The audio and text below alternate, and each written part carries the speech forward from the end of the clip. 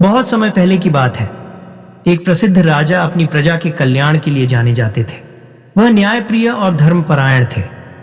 एक दिन राजा अपने महल में सो रहे थे और उन्होंने एक सपना देखा जिसमें यमराज स्वयं उनके सामने प्रकट हुए और कहा, हे राजन, तुम्हारे जीवन का अंतिम समय निकट है। मैं शीघ्र ही तुम्हें लेने आऊंगा। राजा इस स्वप्न से बहुत व्याकुल हो गए। उन्होंने अपने मंत्रियों और विद्वानों को बुलाकर इस बात पर चर्चा की कि मृत्यु से बचने का कोई उपाय है या नहीं, परंतु कोई भी उन्हें इस प्रश्न का संतोषजनक उत्तर नहीं दे सका।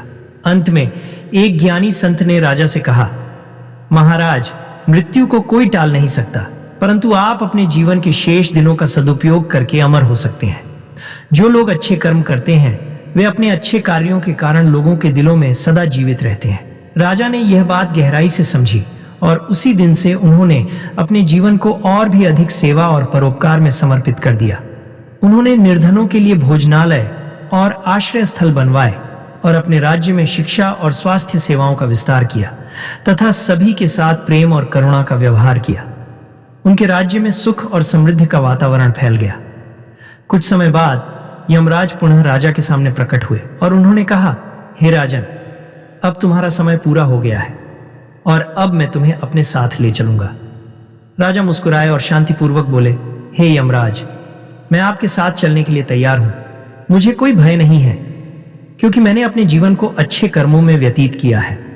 यदि मेरे कार्य किसी के लिए उपयोगी हुए हैं तो मेरा जीवन सार्थक हुआ है। यमराज राजा के उत्तर से प्रभावित हुए।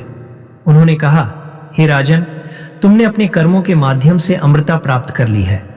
तुम्हारे जैसे व्यक्ति कभी नहीं मरते, क्योंकि वे अपने सत्कर्मों से युगों युगों तक याद किए जाते हैं। मैं तुम्हें यह वरदान देता हूं कि तुम्हारी कहानी और जीवन से लोग सदा प्रेरणा लेंगे। इस प्रकार राजा ने मृत्यु का सामना साहस और शांति से किया और उनकी कथा युगों तक एक प्रेरणादायक उदाहरण बनकर जीवित रही। इस कहानी का संदेश है कि मृत्यु अटल सत्य है, लेकिन हमारे कर्म हमें अमर बनाते हैं। अच्छे कर्मों के माध्यम से ही हम अपने जीवन को सार्थक बना सकते हैं।